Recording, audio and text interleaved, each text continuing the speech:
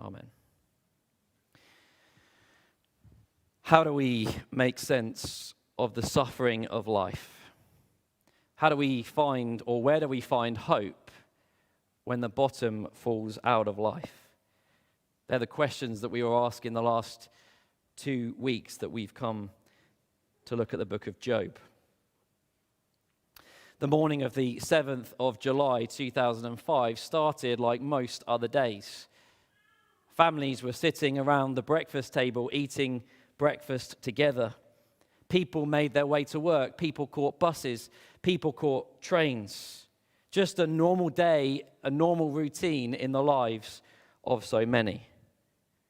People said their goodbyes for the day, talking about meeting later on as they came back from work, talking about plans that they had for the evening, talking about plans that they had for the rest of their week. But for the families of 52 people that day, little did they know that they would never ever see their loved ones again.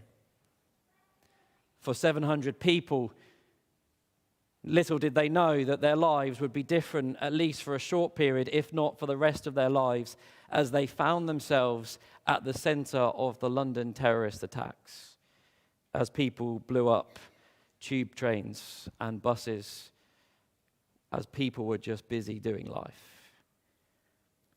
And I think, if anything, that the book of Job, and perhaps life as we know it ourselves, if it reminds us of anything, it is that life may not always be like what we know it to be right now. Life may be going well for us. We may not have ever been through any significant time of suffering or difficulty in our life, but the reality is, as we look at Job and as we just look at life in general, that suffering and grief and trials might just be just around the corner.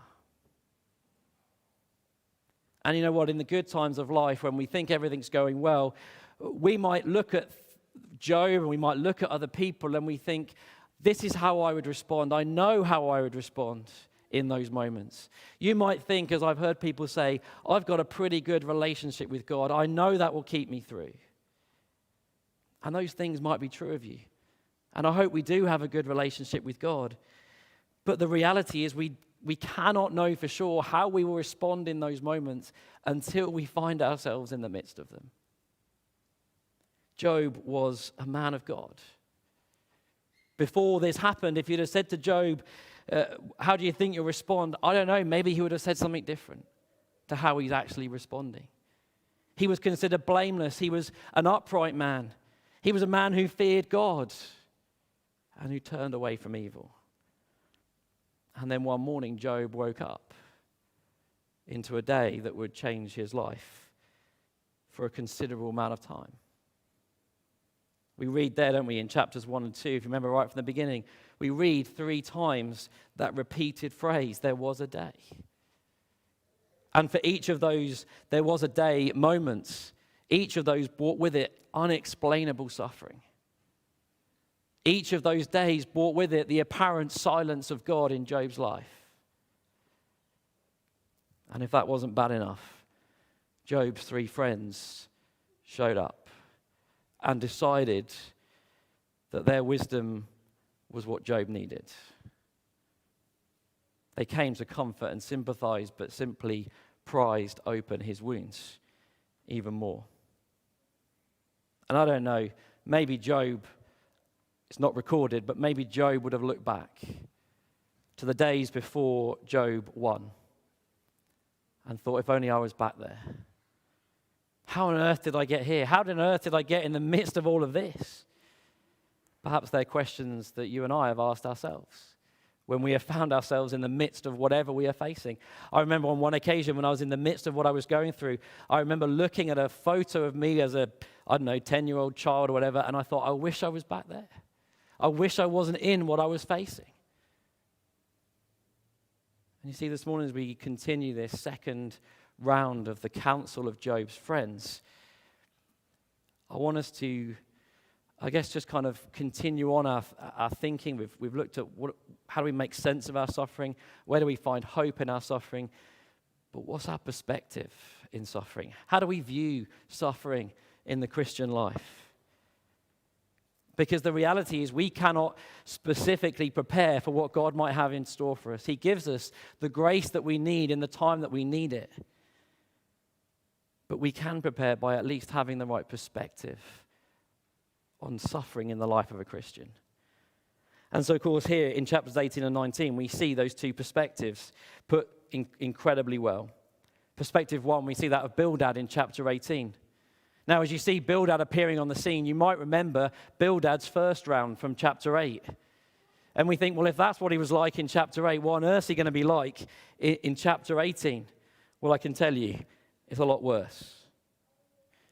We said last week, it's as though Job has found himself in the boxing ring with his three friends. And as every speech and every round of these counsel that blasts him, as each of those rounds and speeches occur, he is knocked to his feet and he gets back up. And each time he is significantly more bruised and broken and wounded than he was before. And here Bildad returns with even more force than he did in chapter 8. Look how he begins. Chapter 18, verse 2. How long till you put an end to words? Bildad began chapter 8, verse 2, with these words. How long will these words of wind continue? He begins his second speech with exactly the same kind of sentiment. How much longer, Job, are you going to carry on dumping these words on us? It's like we're hearing the same old song over and over and over again, Job, and we are getting fed up with it. I don't know about you, but sometimes I get the same line of a song stuck in my head. And if that's true of you, it's certainly true of me, the people around me soon get frustrated and annoyed with me as I'm singing the same old song, the same old line. And I think that's exactly how Bildad feels. Job is like a stark record to Bildad. And quite frankly, Bildad's had enough. In the eyes of Bildad, there's too many words and not enough action. And so really what Bildad seeks to do, maybe he doesn't seek to do it, but it's what he does in chapter 18, is he just prizes open the wounds of Job even more. These words that Bildad spoke in chapter 18, if Job had any hope left, if he was still managed to cling on to anything, these words must have really blessed and encouraged his soul. Look at the end of verse 2. Job, gain understanding, and then we will speak.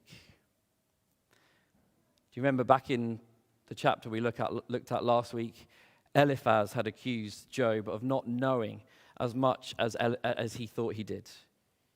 And now Bildad says, Job, show some understanding. Show like you're taking this on board, and then we'll speak to you.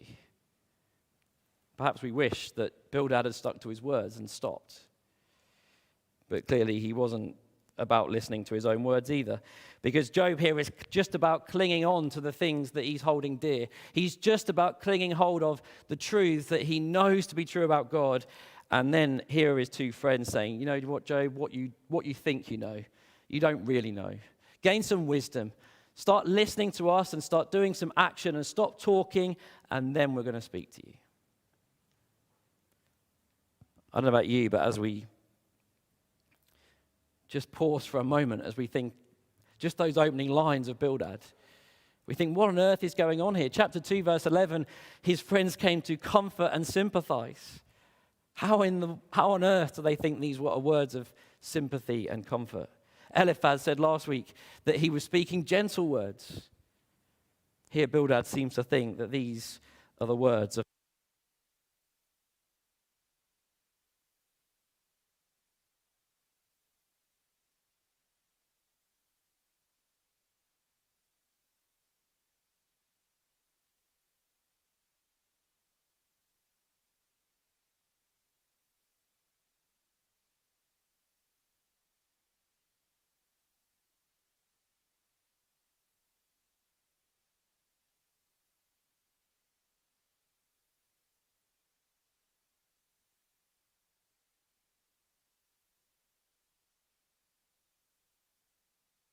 hopefully you can hear me now. So here they had absolutely no place for suffering in the life of a Christian. And so what do? They simply condemn. They accuse, they judge, they provide absolutely zero words of comfort and sympathy. Instead, Bildad, rather than offering any help to Job, simply throws his own pity party. Look there in verses 3 and 4. Why are we counted as beasts? Why are we regarded as stupid in your sight? Why do you regard us as the bad guys? Why have you accused us in all these speeches that you've given back to us? Why do you consider us to be the stupid ones? In other words, time doesn't stop for you, Job. Just because you're suffering in this way, you can't expect everyone just to stop and listen to your constant babbling. Get a grip, gain some understanding, then we'll talk to you. What is Bildad's problem? Bildad's problem, he has absolutely no room for mystery. Bildad only has rooms for explanations and answers. And that is what he's trying to find. He's trying to find the reason why Job is suffering. Nowhere do we ever see Bildad, or any of his friends for that matter, stopping and saying, do you know what? We don't know why you're suffering. Maybe it's not for us to know, Job. Because we know enough about God to know that God is God. His ways are not always known to us. His ways are sometimes mysterious to us. His plans are beyond us. And that's the problem. Bildad is trying to find a way of getting Job out of his suffering. If we can just find the answer, if we can just put our finger on what's going on, we can grab Job and get him out of his situation. But that is not how God works. God doesn't get us out of our suffering. He brings us through it.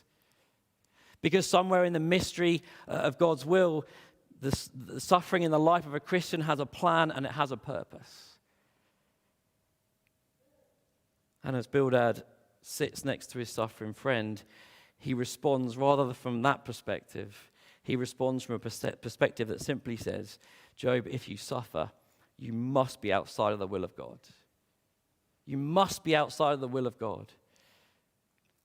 By the way, that is pretty offensive theology. That is pretty horrific theology from the mouth of Bildad. Bildad actually was the one that needed to gain understanding. Bildad was the one that needed wisdom. To know that God is not surprised by our suffering.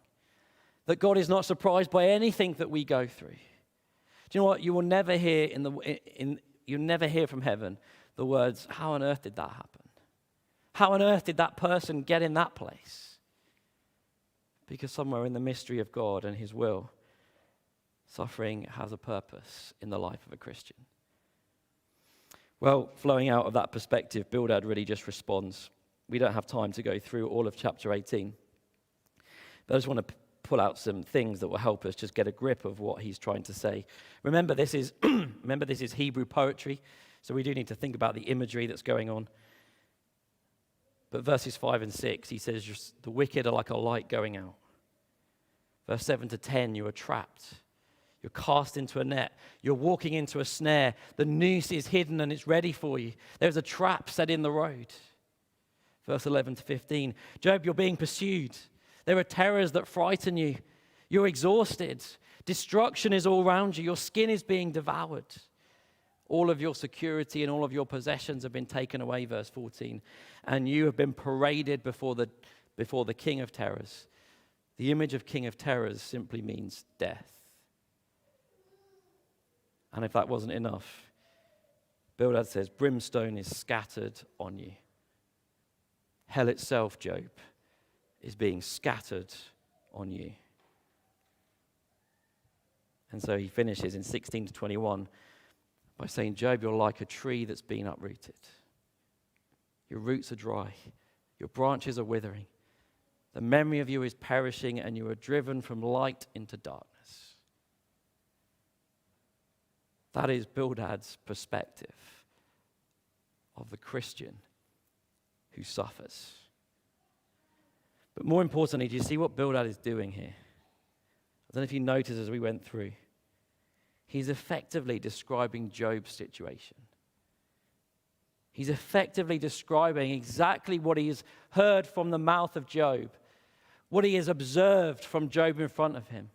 He has described exactly his perception of what Job is dealing with, and he has made an assessment of Job's situation. He has summed up Job's life, and at the end, verse 21, he ends with these shocking words, "Surely such are the dwellings of the wicked, and this is the place of him who does not know God."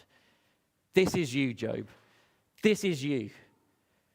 Everything I've described here, you can put on yourself, and it would match perfectly, and we all know the type of person that I'm describing. I am describing the wicked. I am describing the one who does not know God.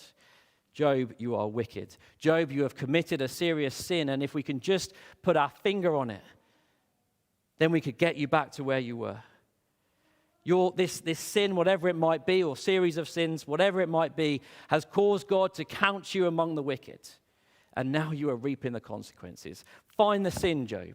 Admit it, deal with it, confess it, and your life will be restored. And we will not have to listen to any more of your drivel. And you will begin to be blessed again. It's pretty offensive, really, as Bildad talks to a fellow believer. And it's a load of rubbish. Perhaps we might describe that as the early prosperity gospel. There is no place for suffering, only blessing. But we do need to be clear, whilst I've just said what Bildad said is rubbish, it is at least partly true. It is true of the wicked. It is true of the one who does not know God.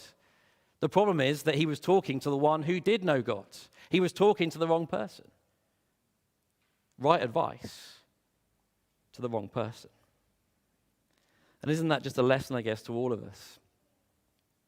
That the presence of suffering in your life, in the life of a Christian, does not mean necessarily that you are outside of the will of God.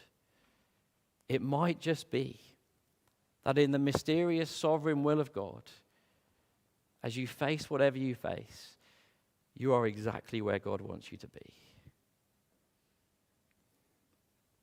As I read chapter 18, it did make me wonder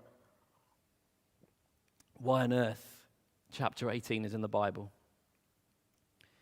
Why on earth this is recorded as counsel to a broken man who believes in God. Well, I think it's for this simple reason, as we've said with some of his other friends as well. Bildads still exist today. Bildads are still around today. Maybe you know one. Maybe you are one. Now, when a Bildad appears, he's not going to have on his head Bildad. No, Bildads are just milling around in life. A friend who cannot seem to be able to bring you any word of encouragement. I don't know if this is true, but made me think, I wonder if Bildad set out every morning with the intention to deliberately smash Job to the ground. I don't think he did.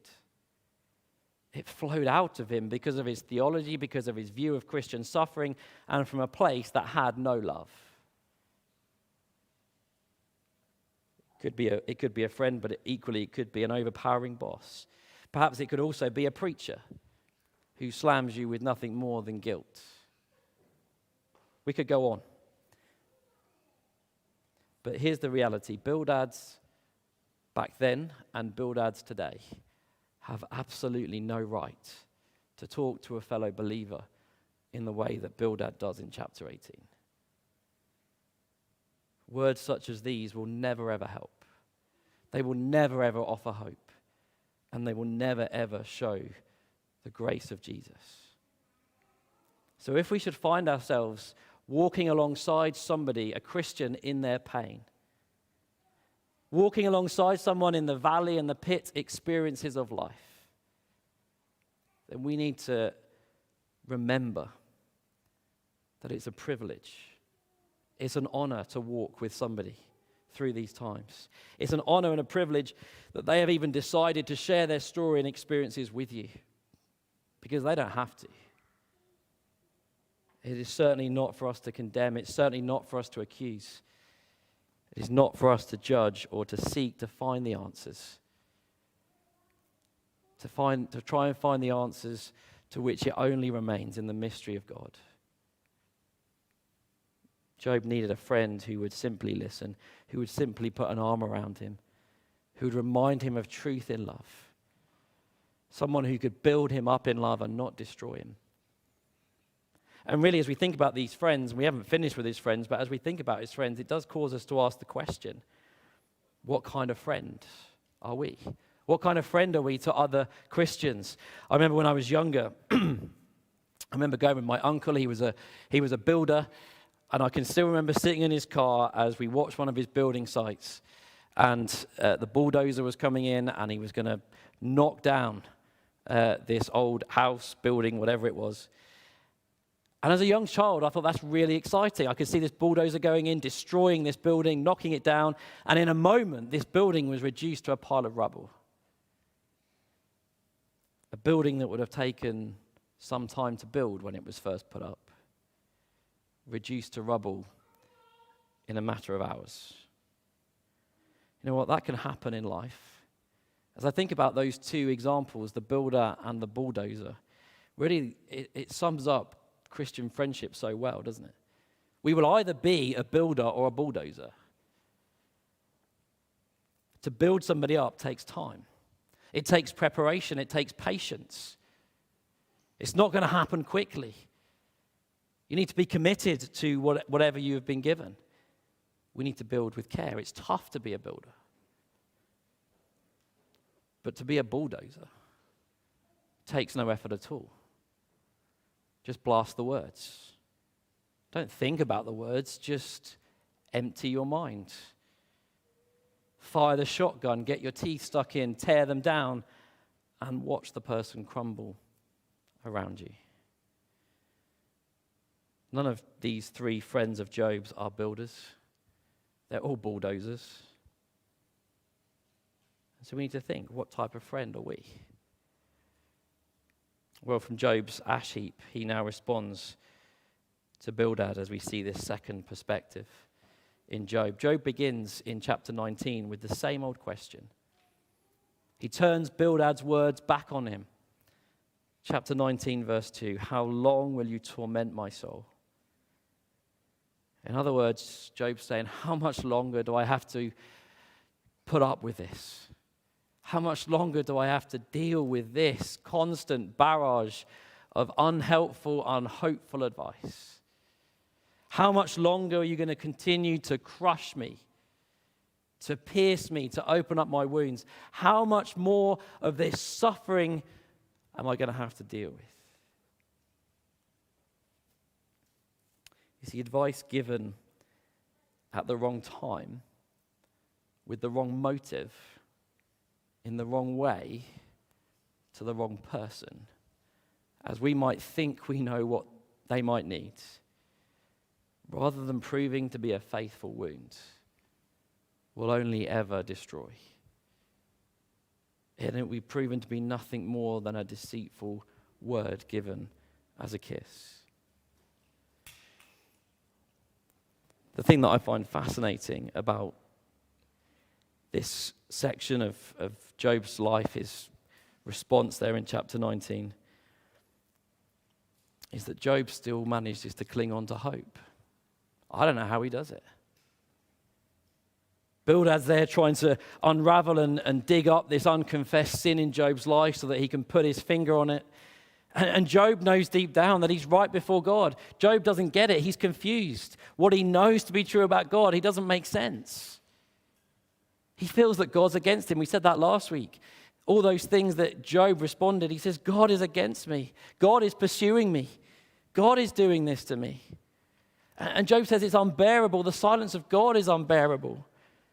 And that's what we see this in Job's responses, these words of a deeply troubled man. He's on a roller coaster. We might say, well, how can he be up here and then down here? It's because he's a broken man. He doesn't get it. He's confused. He's all over the place. And these so-called friends are not doing anything to help him. Just look at his response there in verses 7 and onwards. My heart, my unheard cries go up. There is no justice. Heaven is silent. Darkness surrounds me. I'm stripped of my glory. He has taken the crown from my head. He breaks me. My hope has been uprooted like a tree. He has kindled his wrath against me. He counts me as one of his enemies. His troops surround me. You see that? Job is still deeply distressed with God. Notice all the way through chapter 19, all of the he's, the words he, all of them are capitalized. He's still talking about God. And if that wasn't enough, verse 13, he has removed my brothers far from me, and my acquaintances are completely estranged from me. My relatives have failed, my close friends have forgotten me. See what he's saying? God has stripped everything away from me. I'm left with nothing. I have no family.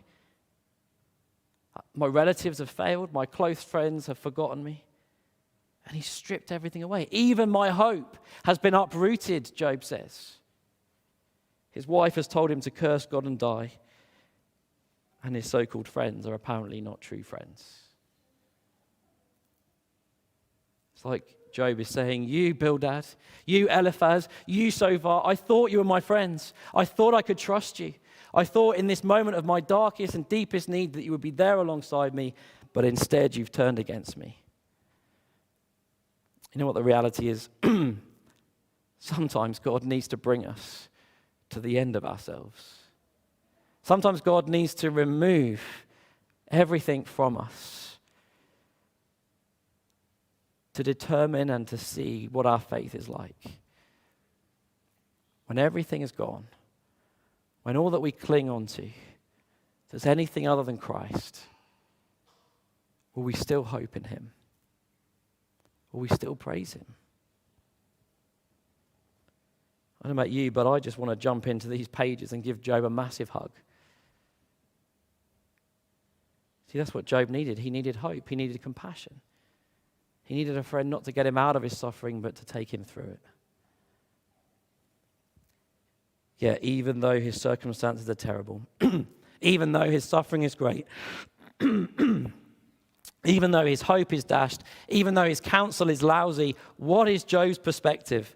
Verse 25, and I'm so glad verse 25 is in the Bible, in this book. For I know that my Redeemer lives, and he shall stand at last on the earth. And after my skin is destroyed, this I know, that in my flesh I shall see God, whom I shall see for myself, and my eyes shall behold him, and not another. Remember, Job is a very early book. It's right at the beginning, almost in the chronology of the Bible, right at the beginning of the Bible. Job would not have known much about God's revelation, his salvation plan. And yet Job cries out in that moment in the face of his friends, in the face of anyone who is listening, as he's there in the pit, as he's dealing with this barrage of unhelpful, unhopeful advice from his friends. It's like he's wrestling with himself and he's trying to cope with the confusion that he's coping with as he's thinking about God and he's thinking about the silence of God. And from the depths of his heart, he cries out, I know my Redeemer lives. Job says, I know my Redeemer lives, and I know that one day I will see his face. I know that one day I will meet his gaze. In my own body, in my own eyes, I will see him. And that is my hope, Job says. Even though my suffering is terrible, there is no hope in this life. There is no hope in death unless my Redeemer lives. And Job says, my heart yearns and longs for that day. Because this life and this world is passing. We cannot find hope in this life. We cannot find hope in this world. And one day, Job says, even though I suffer now, even though the pain is deeply real, when my flesh is destroyed, this I know, this I am confident of, that one day I will be vindicated, that one day I will be resurrected with him, my great Redeemer.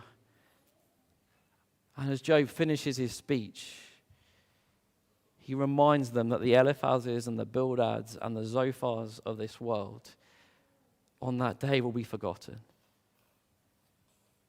That which Bildad has just pronounced on Job will be true of the wicked. And Job says, you guys, you need to be aware that judgment is coming on all those that are wicked and without God.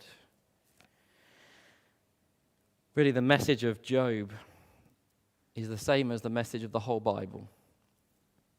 God wins. Jesus wins.